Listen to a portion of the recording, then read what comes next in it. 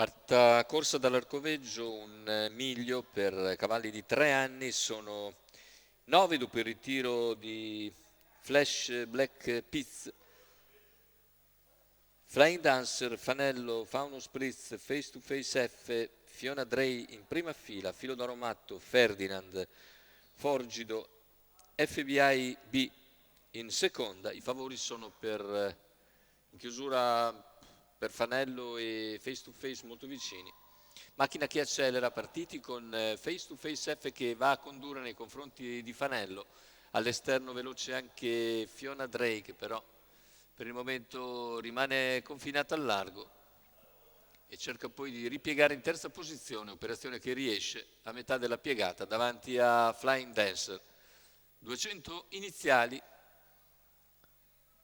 per Face to Face F che se ne vanno in 14 e 6, in scia c'è sempre Fanello, poi Fiona Drey, via via tutti gli altri. Il quarto iniziale in 36 con Face to Face che continua a comandare.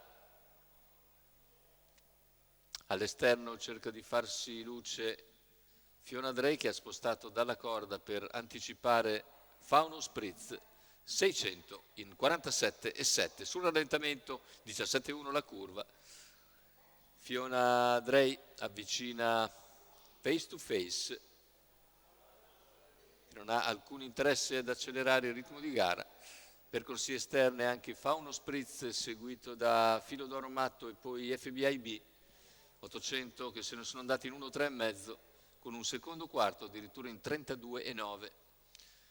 Così si arriva al chilometro completato in 1,19,4 con un altro parziale lento 15 e 9.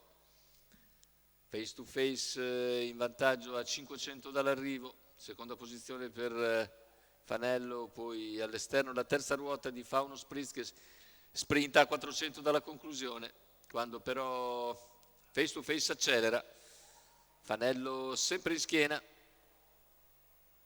poi sposta anche Fanello lungo la corda, Flying Dancer guadagna una posizione, retta d'arrivo, si presenta in vantaggio Face to Face F, Fanello va all'attacco, Fanello si proietta su Face to Face F nel finale, guadagna terreno sul palo, Fanello piega di precisione, Face to Face F, terzo posto per Filo d'Oro Matto che finisce bene a centropista, 28 e 8 a chiudere, 1,16 e 7 il ragguaglio conclusivo.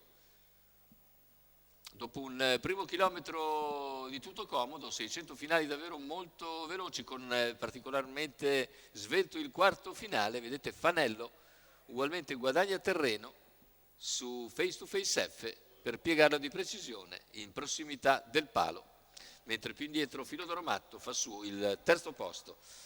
La vittoria per Fanello, Luca Lovera in sediolo, Ettore Vairani al training per conto del signor Roberto Stancari.